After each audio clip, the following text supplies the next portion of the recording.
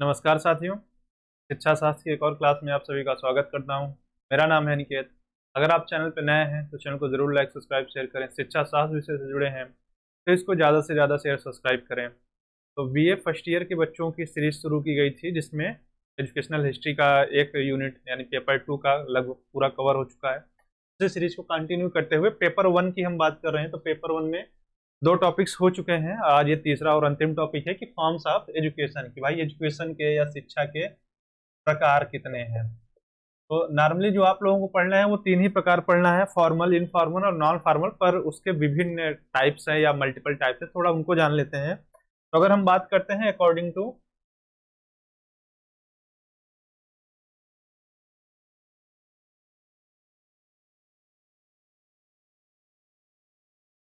System के आधार पर अगर हम बात करें तो इसके जो तीन प्रकार होते हैं जिनको हमको पढ़ना है, फॉर्मल, इनफॉर्मल और नॉन फॉर्मल।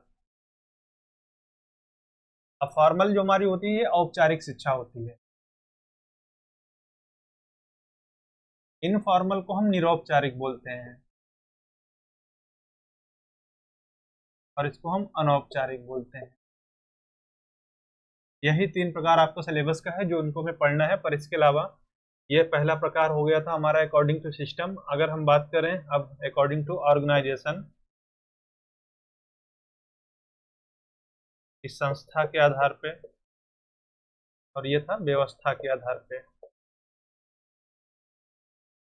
तो इसमें क्या होते हैं, जो हमारी दो प्रकार की होती है, एक इंडिविजुअल होती है और एक ग्रुप होता है, यानी व्यक्तिगत और सामूहिक। दो प्रकार की शिक्षा के प्रकार होते हैं। या तो आप इंडिविजुअल ट्रेनिंग लेते हैं, जैसे आपका इसका सबसे अच्छा एग्जांपल होम ट्यूशन है कि आप लोग जो होम ट्यूशन लेते हैं वो इंडिविजुअल में आता है, और जब आप यहाँ कॉलेज या स्कूल में पढ़ रहे होते हैं तो वो सामूहिक में आता है। तीसरा जो इसका प्रकार होता है कि आपके विकास की बात की जाए, यानी पर्सनालिटी के अकॉर्डिंग, पर्सनालिटी डेवलपमेंट के आधार पर अगर हम बात करते हैं तो सेम आ जाता है कि एकांगी यानी इंडिविजुअल, यानी एक पक्षी विकास हम बात करते हैं, एक पक्षी विकास की, या हम बात करें सर्वांगीण यानी ऑलराउंड डेवलप की बात करें कि आपका हम हर तरीके से विकास करेंगे। और इसके अलावा एक और तरीका आता है, मतलब एक प्रकार हो रहे हैं, उसको थोड़ा अलग डायग्राम बनाते हैं क्योंकि इसमें ज्यादा चीज है। तो वो आता है कि अगर हम दार्शनिक दृष्टिकोण से देखा जाए, यानी फिलोसफिकल। अब जब हम फिलोसफिकल दृष्टिकोण से देखते हैं तो बहुत सारे आ जाते हैं, मतलब जितने भी हैं आपके फिलोसफी, आदर्शवाद, प्रकृतिवाद, प्रयोजनवाद, मार्क्सवाद, यथार्थवाद और मानवतावाद। आप इसमें भारतीय की विचार भी रख सकते हो। भारतीय में कैसे आ जाता है, सांख्य, योग, न्याय, वैशेषिक, मीमांसा और वेदांत, गीता। इनके अकॉर्डिंग भी शिक्षा के अलग अलग, इन सब के अनुसार क्या शिक्षा के अलग अलग रूप हैं। तो फिलहाल हमको इनके बारे में बस थोड़ा सा जानना था कि हाँ, इसके दृष्टिकोण से भी शिक्षा के फॉर्म्स होते हैं। और हम बात करते हैं अपने मेजर इवेंट्स यानी फॉर्मल, इनफॉर्मल और नॉन फॉर्मल एजुकेशन के। तो हम सबसे पहले बात करते हैं फॉर्मल एजुकेशन की।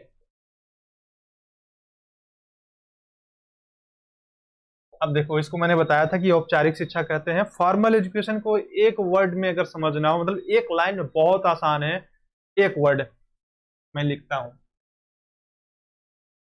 फिक्स।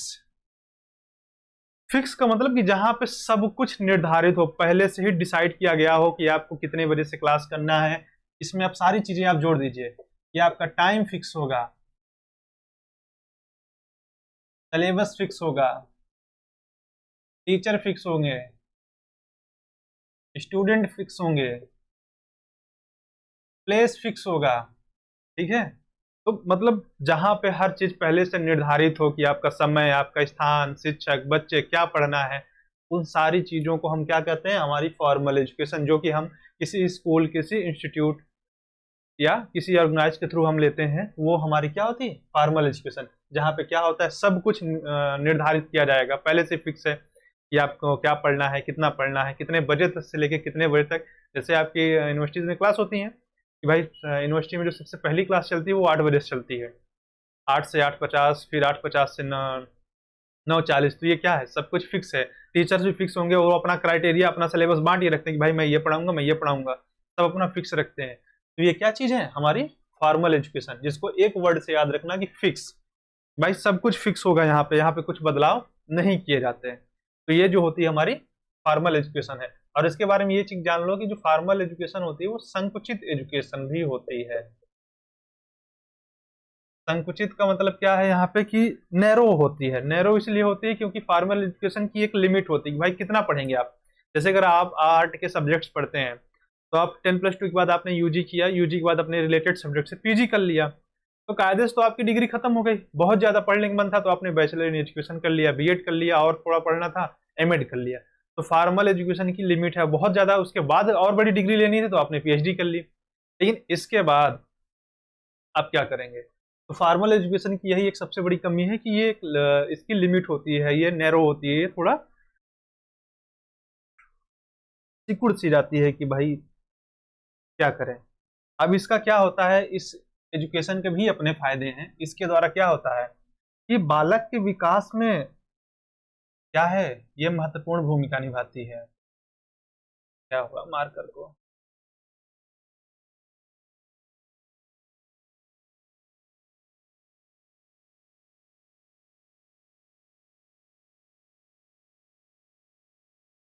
ये क्या करती है कि बालक के विकास में महत्वपूर्ण रोल निभाती है या भूमिका देती है। क्यों? क्योंकि बालक का प्रथम शिक्षा से साक्षात्कार देखो परिवार में हो जाता है, पर एक फॉर्मल एजुकेशन जो कि भविष्य में उसके लिए बहुत ज्यादा उपयोगी होती है, तो वो यहीं से आती है।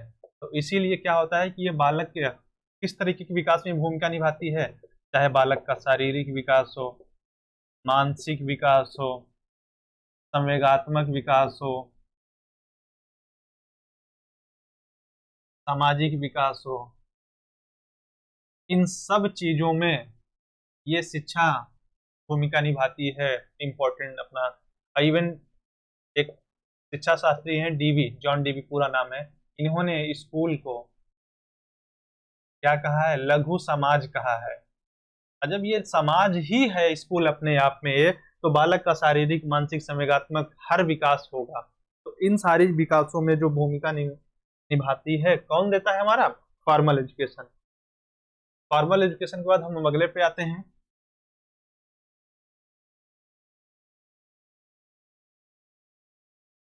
अब यहाँ पे एक थोड़ा सा डाउट है कि अनौपचारिक शिक्षा जिसे हम बोलते हैं, क्योंकि जितनी भी मैंने किताबें पढ़ी हैं तो उनमें थोड़ा ये मिल जाता है कि अनौपचारिक की जो मीनिंग मिलती है वो होती है नॉन फॉर्मल। ठीक है। अब जब नॉन फॉर्मल को अगर हम तोड़ते हैं, तो नॉन का मतलब नहीं और फॉर्मल का मतलब औपचारिक ना हो।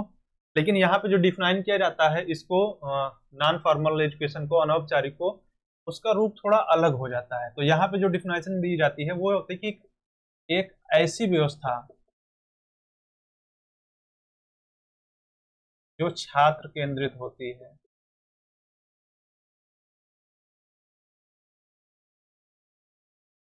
जिसमें कुछ छूट होती है और लचीलेपन का गुण पाया जाता है। एक ऐसी मतलब ये व्यवस्था होती है कि जहाँ पे क्या होता है, बालक अपनी सुविधा अनुसार सीख पाता है, जिसमें समय की बाउंड नहीं होती, टीचर्स की बाउंड नहीं होती है। मतलब इसको क्या कहते हैं कि औपचारिक, अभी निरौपचारिक जो बताएंगे, एक्चुअल में जो मुझे समझ में आता है, तो यहाँ पे जो है कि नॉन फॉर्मल जो इसको कहते हैं, जिसको हम बोलते हैं अनौपचारिक, एक ऐसी व्यवस्था जो कि छात्र केंद्र। यहाँ पे क्या देखो, जो फॉर्मल एजुकेशन होती है वो सिलेबस या कैरिकुलम सेंटर्ड होती है, लेकिन ये जो शिक्षा होती है हमारी नॉन फॉर्मल, ये स्टूडेंट सेंटर होती है। तो ये बालक को उसकी सुविधा, उसकी गति, उसकी आवश्यकता अनुसार सीखने का मौका देती है। इसमें बाध्यताएं कम होती है कि जैसे समय की बाध्यता नहीं होती है, एज की बाध्यता नहीं होती है। हाँ, लेकिन कुछ चीजें फिक्स होगी। जैसे आपने जिस इंस्टीट्यूट में प्रवेश लिया, इसका एक एग्जांपल दे देता हूँ, फिर समझ में आएगा। हमारे यहाँ एक कॉलेज है UPRTU, Uttar Pradesh Rajesh Tandon open university. Open university सबसे अच्छा इसका एग्जांपल है, क्योंकि यहाँ देखो, जैसे कि हम नॉर्मल अगर एक फॉर्मल एजुकेशन लेते हैं किसी इंस्टीट्यूट से, तो जैसे मान लो यूजी में एडमिशन लेते हैं, तो यूजी हम 3 साल में ही हमें पूरा करने का डेन होता है। पर इस UPRTU में हम उस यूजी को 3 साल का कोर्स है तो हम 4 साल में कर सकते हैं। 5 साल में अगर हमारा किसी साल गैप हो जाता है तो वहां पे बाउंड नहीं है, आप उसको अगले साल कंटिन्यू कर सकते हैं। पीजी वहां पे 2 साल का कोर्स होता है, लेकिन 4 साल में आप करते हैं कि चलो 1 साल छूट गया तो कोई बात नहीं। तो एक ऐसी व्यवस्था की जो छात्र केंद्रित यानी स्टूडेंट सेंटर होती है, जहाँ पे छूट भी है अपने भाई, अपने फायदे भी हैं कि भाई ये बालक अपने अनुसार सीखता है, जिसमें तकनीकी की उपयोगिता होती है। और टीचर क्या होते हैं कि वो सिर्फ गाइड करते हैं, वो आपको सलाह देते हैं, आपके हाँ ये कर लो, और आपके ऊपर किसी भी प्रकार का प्रेशर नहीं होता। और सबसे बड़ी चीज होती है कि छात्र अपनी स्वगति से सीखते हैं।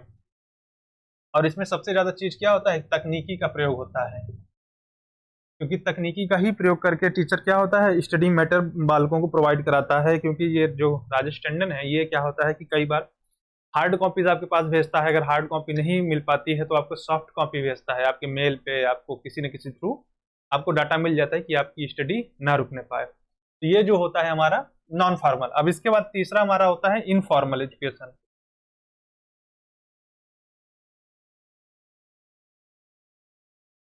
जिसको हम बोलते हैं निरौपचारिक। अब कायदे से निरौपचारिक को ही ये जो राजेश टंडन का एग्जांपल दिया, निरौपचारिक में होना चाहिए, लेकिन वहां पे है नहीं। तो अब निरौपचारिक जो मतलब होता है यहाँ पे, इसको एक लाइन में समझ लो कि फॉर्मल एजुकेशन का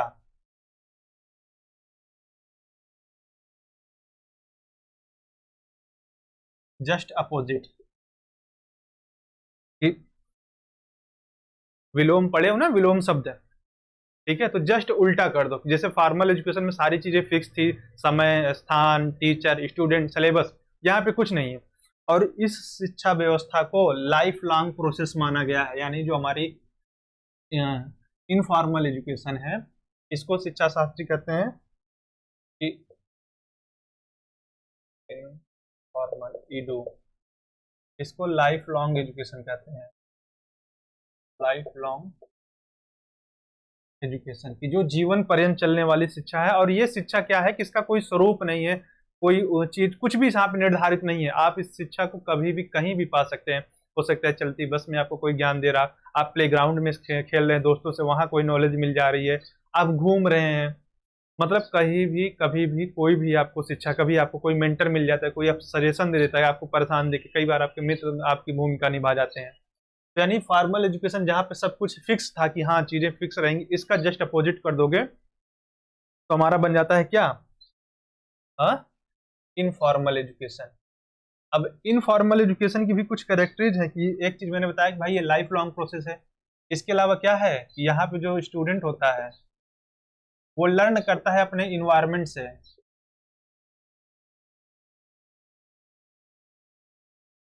दूसरी चीज वो क्या करता है,